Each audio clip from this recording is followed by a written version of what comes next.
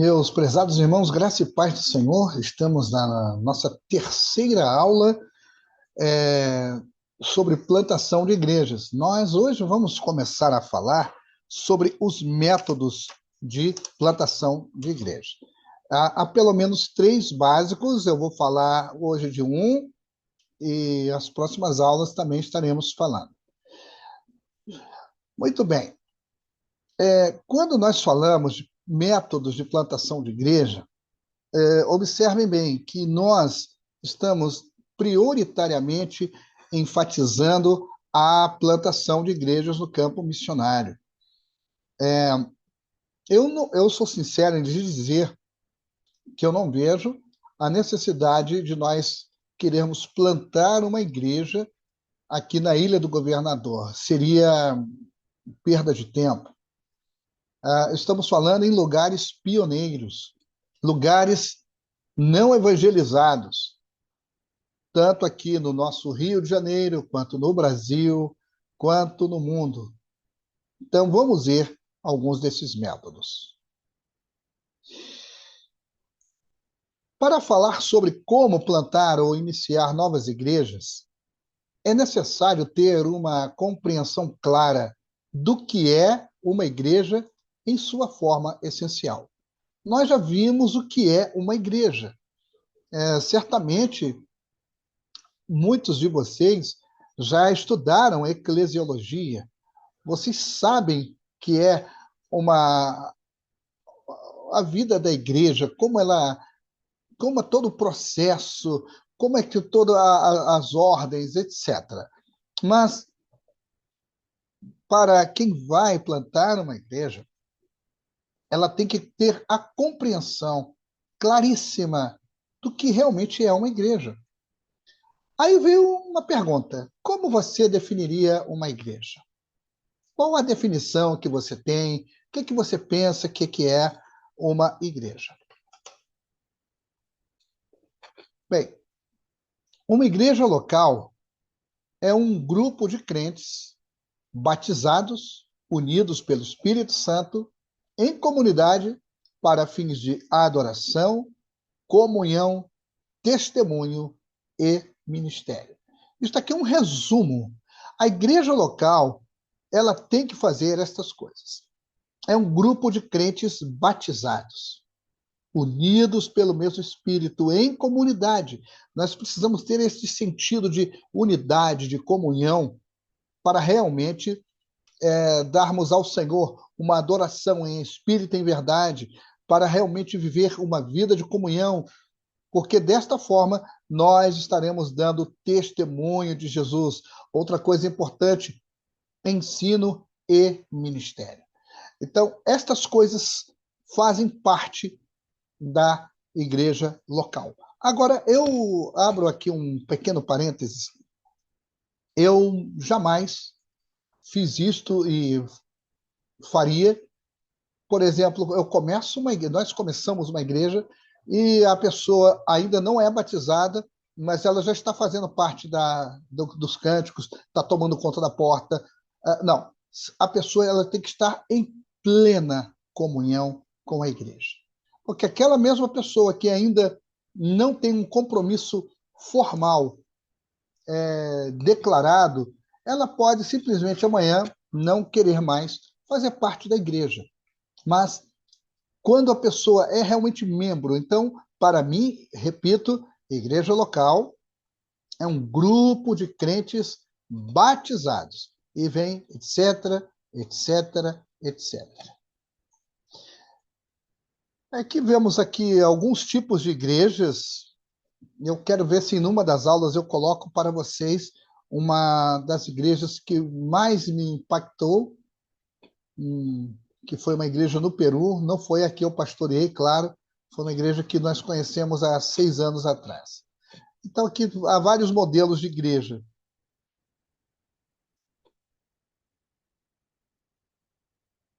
Bem, nós temos aqui o texto de Atos 14, de 21 a 28. Vamos ver aqui rapidamente na Bíblia o que é que Lucas descreve com relação à igreja. Então, aqui, Atos, lendo numa Bíblia de verdade, não uma Bíblia de celular, mas é bom folhear a Bíblia, eu gosto de folhear a Bíblia. Então, aqui diz, a partir do versículo 21, diz o seguinte: E tendo anunciado o evangelho naquela cidade e feito muitos discípulos, voltaram para Listra, e Icônio e Antioquia, fortalecendo a alma dos discípulos, exortando-os a permanecer firmes na fé e mostrando que, através de muitas tribulações, nos importa entrar no reino de Deus, e promovendo-lhes em cada igreja a eleição de presbíteros, depois de orar com jejuns, os encomendaram ao Senhor, em quem haviam crido. Atravessando a Pisídia, dirigiram-se a Panfília, e, tendo anunciado a palavra em Perge, desceram a Atália, e dali navegaram para Antioquia, onde tinham sido recomendados a graça de Deus para a obra que haviam já cumprido. Ali, chegados, reunida a igreja, relataram quantas coisas fizera Deus com eles e como abrira aos gentios a porta da fé. E permaneceram não pouco tempo com os discípulos. Então, aqui nós vamos ver algumas coisas muito interessantes. Aqui fala da segunda viagem missionária de Paulo. Então, evangelizar e fazer discípulos é prioritário. Não temos outro fim a não ser este. Eu posso evangelizar de qualquer maneira. Posso evangelizar aonde eu estiver, principalmente com a minha vida de testemunho que glorifique a Deus. Fortalecer os discípulos, observem que Paulo, voltando com a sua equipe missionária, fortalecer os discípulos. Isto é muito importante. Aquelas pessoas que já conheceram a Jesus, foram discipuladas, precisam, muitas vezes, de uma reciclagem, precisam, muitas vezes, ter aquela palavra daquela pessoa, principalmente da pessoa que a evangelizou, que a discipulou, que se torna seu líder ou sua líder. Aí vemos também que líderes foram designados, segundo o texto de Atos 14. Aí, mas como se designam líderes? Como se estabelecem líderes? Tudo é através da oração e do jejum. Eu me lembro quando houve a época em que a igreja no Peru precisava de novos líderes, eu passei por isto. Era somente eu, e eu orei ao Senhor, Senhor, quem são?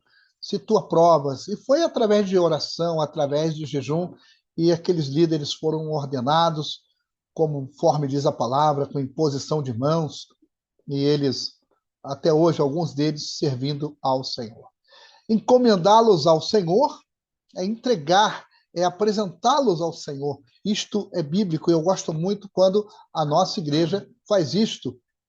Todo aquele que é ordenado, consagrado, a igreja faz isto, encomendá-los ao Senhor.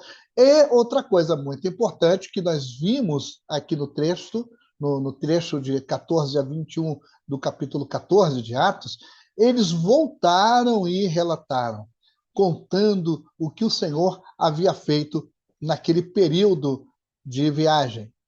E passar tempo com os discípulos. Então vocês vejam que não era só pregar e fazer discípulos, e aqui e ali acolá. Havia uma ordem, há uma ordem como que cronológica, e é muito bom quando nós também fazemos jus e fazemos também, principalmente caso, aquilo que está nas Escrituras. O modelo paulino, eu chamaria. Então está esse aí. Evangelizar, fazer discípulos, fortalecer, designar líderes, orar, jejuar, encomendá-los ao Senhor, voltar e relatar e passar tempo com os discípulos. Isto é um trabalho muito importante na vida do missionário. O missionário de fato e de direito, ele tem que seguir esta sequência daqui.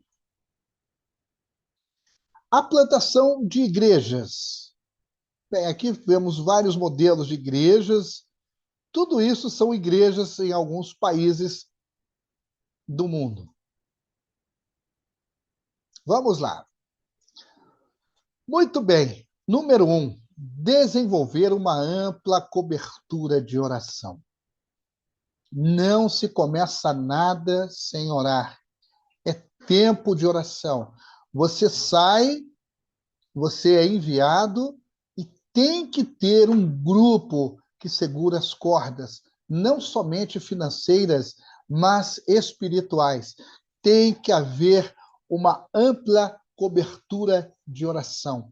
Repito, a oração de um justo, ela pode muito em seus efeitos.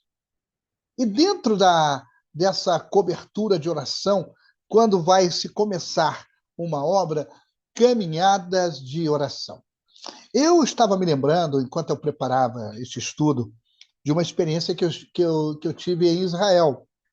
Há uns 13 anos, eu morei em Israel um tempo, e lá tinha um grupo de irmãos que estavam desenvolvendo, começando uma igreja.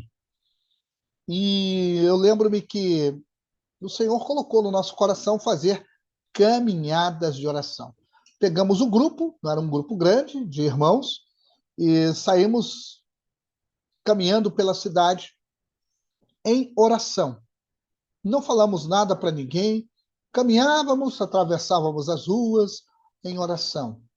Fizemos isto em toda a cidade, cobrimos toda a cidade com oração.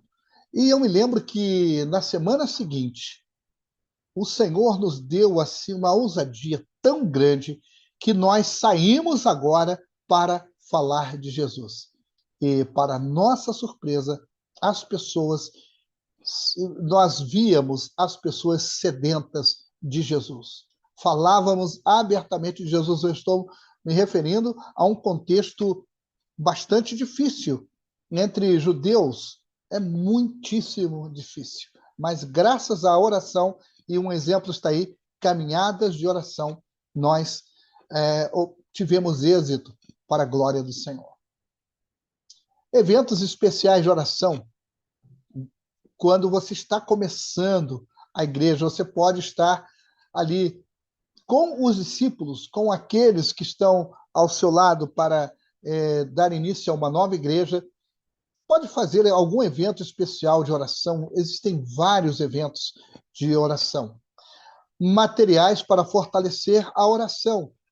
Há muitos livros que falam sobre a oração, de uma vida cheia do Espírito Santo, de vida e intimidade com Deus. Vocês devem ler. Eu insto a que vocês leiam esses materiais. Há muito material. Nós temos irmãos aqui na nossa igreja que eu admiro, como o Rodrigo, que é o nosso professor da escola dominical, a Pamela e o Felipe, que são líderes dos jovens. Eles dedicam tempo a materiais para fortalecer a oração. E a gente vê o resultado, por exemplo, no grupo de jovens da nossa igreja, que tem sido uma bênção para a glória do Senhor. Nós temos uma escola dominical riquíssima, porque são pessoas que não somente têm um conhecimento intelectual, que é importantíssimo, mas uma vida fortalecida na oração. A intercessão pessoal, que é mistério, é prioritária na nossa vida. A intercessão pessoal não é só você pedir que outros estejam orando por você e você dormindo. É a intercessão pessoal. Mas, poxa, Marcos, eu não tenho muito tempo. Você tem tempo, sim. Eu tenho tempo. Talvez eu não possa ficar o dia todo, como eu gostaria de passar o dia todo em oração, mas eu caminho, estou em oração, eu estou estudando, eu estou em oração, eu estou às vezes deitado e eu estou em oração, tenho os meus momentos de oração, de intercessão pessoal. Isto é essencial para aquele que vai plantar uma nova igreja. As redes de oração, ou seja, aqueles grupos, aqueles diversos grupos que hoje as chamadas network, as redes que estão aí por todo mundo, eu tenho contato com pessoas de oração de vários países, aqui no Brasil, no Chile, no Peru. Então, talvez você não possa estar todos os dias com essas pessoas, mas você manda uma mensagem para eles: ore por nós, estamos começando uma obra, ore por nós, nós vamos fazer uma viagem missionária. Então, as redes de oração também são muito importantes. Número dois, tenha um conceito claro da igreja que você pretende plantar. Que tipo de igreja você pretende plantar? No campo missionário, como já foi dito, a igreja, ela não vai ser este, esta igreja que você é membro, que você gosta tanto, que tem um louvor muito bom, que tem uma pregação muito boa, as pessoas são muito simpáticas, é um culto agradável. A, Fora do seu contexto social, cultural, muita coisa vai mudar. E quando você vai plantar uma igreja em outro contexto cultural, você precisa conhecer aquelas pessoas, como elas pensam, como elas têm, qual é o conceito delas de se reunir, como elas gostam de se reunir. Eu conheço culturas que, olha, a melhor forma de você reunir as pessoas é com uma comida. Você come pra caramba e, e vai falar de Jesus. Eu já vivi isso uma vez com um grupo de italianos. Eu já não aguentava mais. No Peru também, muitas vezes você consegue reunir pessoas para uma comida. E ali é a oportunidade de você falar de Jesus e de você iniciar grandes coisas para a glória do Senhor. Então, você tem que ter um conceito claro da igreja que você pretende plantar, que é a igreja em casa. Observe que eu não estou falando do conceito da minha cultura, eu estou falando de um conceito transcultural. Igreja em casa. Há culturas que a igreja é em casas. Não tem outra. Eu tenho o exemplo de uma igreja na cidade de Cusco, no Peru, que ela é completamente feita em casas. E o crescimento desses irmãos é exponencial. É uma coisa impressionante. E o que eles já alcançaram com igrejas em casa. Temos a igreja em células e há outros tipos de igrejas. Tá? Vamos ver então. Eu vou falar em algumas aulas sobre os tipos de igreja. Vamos falar de uma maneira mais ampla. As funções da igreja. Observe, você vai plantar uma igreja com que finalidade? Aqui nós temos dois, quatro, seis círculos com cores diferentes, na cor lilás, na cor cinza, mas vamos ver as funções da igreja. Proclamação, proclamar o evangelho, proclamar as boas novas, proclamar o juízo de Deus. Não é só dizer Jesus te ama, é proclamar que Deus é justo e ele vai cobrar contas daquele que não se consertar com ele. Falar da ira de Deus. Temos o serviço, é servir. Serviço vem de quê? De servir. Nós temos que servir, tanto dentro quanto fora da igreja. Temos que ser servos úteis. É uma função da igreja. Adoração. Não é apenas cantar músicas como músicas contemplativas, não. Adoração, adorar ao Senhor na beleza da sua majestade, adorá-lo pelo que ele é, adorá-lo em comunidade, adorar aquele que é digno, a único que é digno. Então, adoração. Temos também ensino, é uma função primordial da igreja, ensino, ensinar a palavra, fazer discípulos. O companheirismo, quantos não se sentem bem ao chegar à igreja e ali tem aquela pessoa querida, aquela pessoa que ela ama no Senhor, e ela pode compartilhar a sua fé, pode compartilhar suas experiências. Quantas pessoas que no mundo não tinham amigos, na igreja tem amigos, companheirismo e a reprodução. Tem que haver reprodução. Tudo isto redunda em reprodução. A Bíblia, em Atos do capítulo 2, no versículo 47, tem uma declaração muito interessante. Diz assim,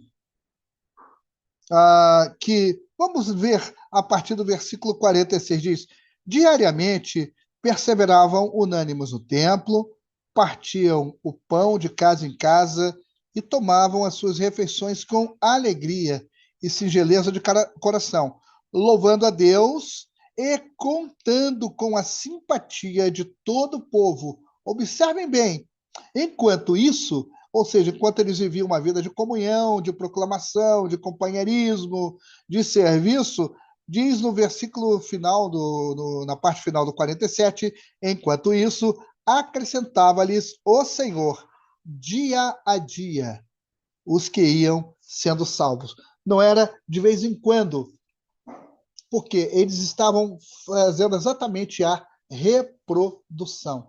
Eles estavam reproduzindo, e quem dá o crescimento é Deus. Bem, você vai formar uma igreja, você está no campo, você já tem algumas pessoas, então forme uma equipe. Aqueles com uma visão comum. E no Peru, eu precisei até descartar pessoas que eu gostava muito e gosto muito, mas não tinham a mesma visão que nós tínhamos. Então, eu precisava formar uma equipe. Vocês acham que eu trabalhava sozinho? Não, eu formei uma equipe. Aqueles com uma visão comum. E eu me lembro que o primeiro evento evangelístico que nós fizemos, haviam vários irmãos que estavam desempregados, me lembro bem. E eles, quando souberam que nós queríamos evangelizar vários bairros que estavam ao redor da igreja, eram vários bairros, era como uma cidade nova que estava surgindo, muitas pessoas estavam construindo suas casas ainda, então aqueles irmãos se dispuseram. E eu me lembro de irmãos sem ter o que comer, mas com um amor tão profundo pelo Senhor, que passavam o dia inteiro evangelizando. E o meu coração, claro, a minha pessoa, não permitia que aqueles irmãos, claro, fizessem a obra do Senhor de barriga vazia. E eu lhes levava comida, eu lhes dava dinheiro, comam, façam uma refeição. E eu me lembro que no final, aqueles irmãos voltavam tão felizes, depois de um dia todo evangelizando. E que bênção! Foi a minha primeira equipe de evangelismo lá no Peru. Homens que tinham a mesma visão que eu tinha. Pode ser missionários locais e estrangeiros. Aqui eu coloquei uma conjunção em espanhol, vocês me perdoem. Missionários locais e estrangeiros. Eu, nas minhas andanças pelo Peru, eu contava também com muitos missionários dali mesmo e outros que eram de outros países e que também tinham a mesma visão que eu tinha. Então, vamos juntar, vamos fazer como aqueles pescadores lá no Mar da Galileia que se juntaram para ajudar os discípulos devido a tantos peixes que haviam estado naquela rede. Pastores interessados também. Observem que o objetivo não é o reino pessoal, é o reino de Deus. Então, às vezes vão aparecer pastores interessados, crentes locais, aqueles que saem da colheita, ou seja, aqueles que você já pregou o evangelho, aqueles que você já evangelizou, aqueles que estão começando nos seus primeiros passos, eles podem sim fazer parte da sua equipe de plantação de igreja. Número 5, capacite. Capacite, capacite. Gaste o seu tempo capacitando, dando ensino, mostrando e dando as ferramentas para essas pessoas. Capacite a essa equipe inicial. Isso é importantíssimo. Eu gastava tempo, investia meu tempo com aqueles irmãos. Valia e valeu a pena. Capacite aos capacitadores, porque tem aqueles que vão dar continuidade ao seu trabalho. Desenvolva materiais simples que possam ser usados de forma reprodutível. Eu ainda tenho aqui a primeira Bíblia que eu precisei comprar uma Bíblia que eu estava com uma tinha uma letra muito pequenininha e eu me lembro que do dinheiro que a igreja investiu em material evangelístico, nós compramos material também para estudo, para capacitação e Bíblias, livros. E eu ainda tenho aqui, já está bem velhinha, a minha primeira Bíblia de uma equipe de a plantação de igrejas. Desenvolva uma estratégia de treinamento em diferentes níveis. Você tem que começar a coisa e terminar. Você não pode dar tudo de uma vez só. Às vezes, algumas pessoas vão se envolver na capacitação quando uma turma já está acabando. Então, você tem que usar diferentes níveis. Eu fiz isso e lhes asseguro, queridos irmãos, foi uma benção. Foi uma benção. Determinar o local de plantio. Bem, vou começar a igreja, mas aonde? Aonde vai ser? É importante você ver o local aonde você vai plantar a semente da palavra de Deus, que você sente que ali que é o lugar onde vai começar, vai dar início a uma nova igreja. Então, tem que ver este local de plantio. Aí, primeira pergunta, o que Deus está falando contigo? O que Deus está dizendo? É muito importante. A Bíblia diz que todos aqueles que são guiados pelo Espírito de Deus, estes são filhos de Deus. Então, o que Deus está falando? O que Deus está ministrando ao seu coração? Aonde você vai começar esta igreja? Onde o Senhor está trabalhando agora, então eu sou obrigado a voltar um pouquinho no tempo, uns quase 27 anos no tempo. Então, o que Deus falou conosco com relação a algumas igrejas, ao plantio de igrejas, a iniciar novas igrejas? O Peru, eu falei na aula anterior, vivia um problema social, político, econômico terrível. O país tinha saído de uma guerra civil, as pessoas estavam destroçadas emocionalmente, alguns tinham perdido parentes em massacres. Enfim, eu encontrei o país um verdadeiro caos. Então, o que Deus estava ministrando? Eu falei, meu Deus, eu sei que eu não vou ficar muito tempo aqui, mas o tempo que eu ficar aqui, me ajuda, Senhor, a levantar essas pessoas, a levantar as igrejas que estavam fechadas. E eu reabri algumas igrejas.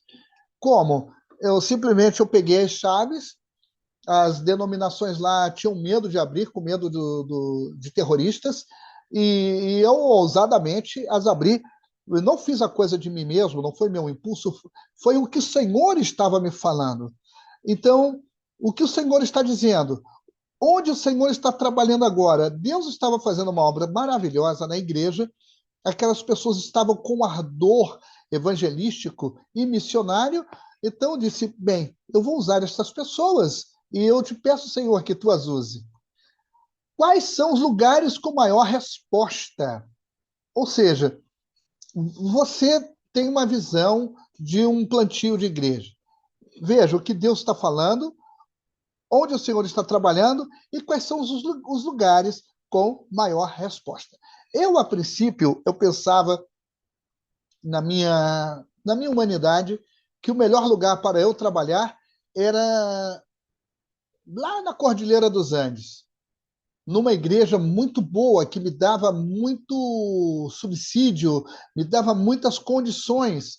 Mas a igreja lá ela estava num período de decadência. Eu pensava o seguinte, não, eu vou ajudar os irmãos, mas Deus me disse não.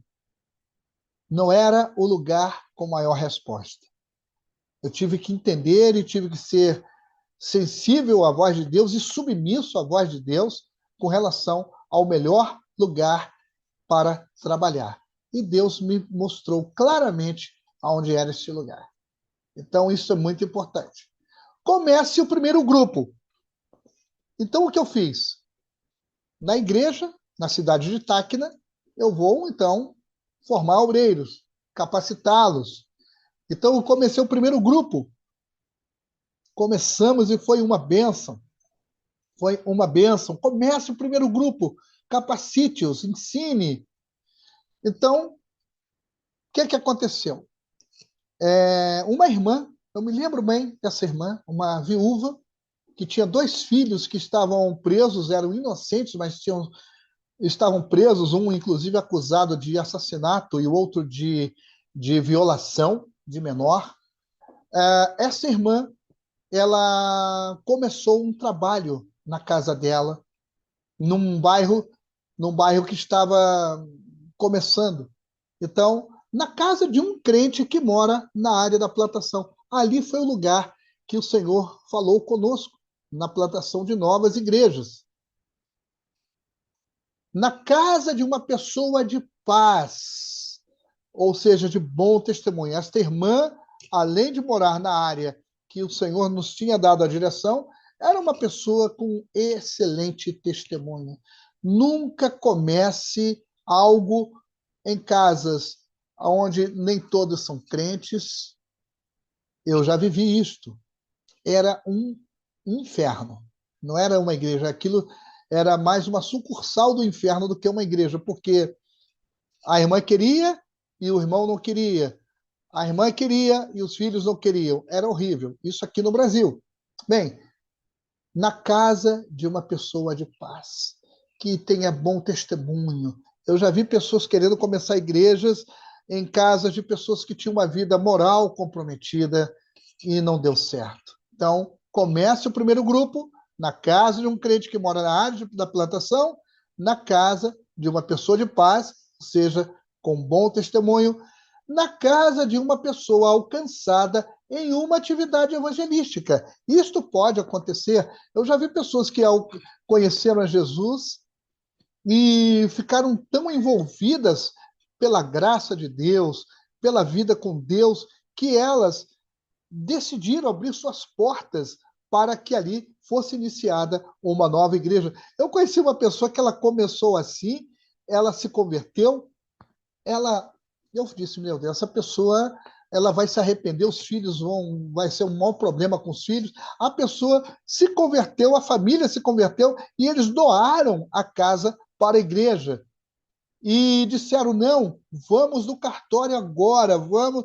E realmente foi feita a coisa na maior paz, foi uma bênção e redundou numa igreja abençoadíssima. Pode ser da casa de uma pessoa alcançada em uma atividade evangelística. Então, comece o primeiro grupo. Tem várias formas. Eu estou dando aqui apenas alguns exemplos. Expanda a base dos grupos. Como a gente pode fazer isto? Multiplicação de grupos. Na casa dessa irmã que eu mencionei, o nome dela era Justina, a viúva com os 2 filhos presos, e ainda cuidava de 2 netinhas. Essa irmã, ela era uma irmã que não era uma catedrática da universidade, era uma mulher simples, que mal sabia ler. Mas aquela mulher tinha um ardor pela multiplicação, pela evangelização, que eu me lembro que na casa dela tinha um grupo muito grande. E quando cresceu, ela disse, pastor, o que eu vou fazer agora? Eu falei, bem, minha irmã, este grupo está grande demais, então vamos colocar em outra casa. Então, um novo convertido ofereceu a casa dele. Quando eu fui ver, já eram 4, 5 grupos de novos grupos para estudo da Bíblia e para a evangelização. plantação de novos grupos. Se houver uma multiplicação, eu vou falar isso melhor quando eu falar da igreja celular. Então, a plantação de novos grupos. Se há multiplicação, se há crescimento, plante novos grupos. Mas vem essa advertência: não perca o foco. Jamais perca o foco. Eu me lembro muito bem, neste ritmo que nós estávamos, me apareciam várias oportunidades. Eu estava no extremo sul do Peru, na fronteira com o Chile, e me chamavam para eu ser presidente da denominação, me chamavam para eu fazer congressos, para eu pregar em igrejas, e eu dizia, não posso, porque eu não podia perder o foco. Eu fiz isto sim, mais adiante, quando as bases já estavam melhor estabelecidas. Não perca o foco. O que é foco? É o alvo. Você tem um alvo. Qual o seu alvo? Plantar uma igreja. Então, que este seja o seu alvo para a glória do Senhor. Enfatize a multiplicação. Observem que não é aqueles que a gente pensa, não, vou começar uma igreja com aqueles cultos medíocres, aqueles cultos que parecem, são mais, um funeral é mais animado que certos cultos. Não, você tem que estar animado, você tem que pensar naquelas almas que vão aceitar a Jesus, que vão ser capazes de dar suas vidas, se possível for, pela causa do Evangelho. Então, enfatize a multiplicação. Jesus disse, ide fazer discípulos. Um discípulo faz discípulo. É assim, enfatize a multiplicação. De quê? Dos líderes. Eu, como já lhes disse, eu pensava muito nos líderes. E aqueles líderes, na época, muitos eram novos pais com filhos recém-nascidos. Hoje, eles, 25, 26 anos depois, 27 anos depois, esses filhos daqueles líderes hoje são pastores. Eu louvo a Deus por isso. Aqueles líderes, muitos deles hoje já estão velhinhos, mas amam ao Senhor e lideram a igreja.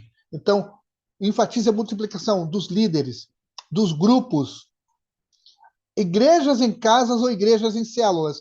Você, no campo missionário, você tem que decidir onde vai ser a igreja. Por que eu falo igreja em casas ou igrejas em células? Porque existem lugares onde não é possível ter um templo. A legislação, a orientação política, ideológica, melhor aí falando em outras palavras, comunismo, islamismo e outras coisas assim, não permitem, e somente em casas ou em células, e muitas vezes de maneira incógnita, secreta, como na China, que tem hoje a maior igreja do mundo. Bem, meus irmãos, vamos terminando por aqui. Que Deus continue lhes abençoando, rica e abundantemente, no nome do Senhor. E não se esqueçam, meus irmãos, da importância, de como é importante se anunciar o Evangelho de qualquer forma a toda criatura. Um grande abraço e até a nossa próxima aula.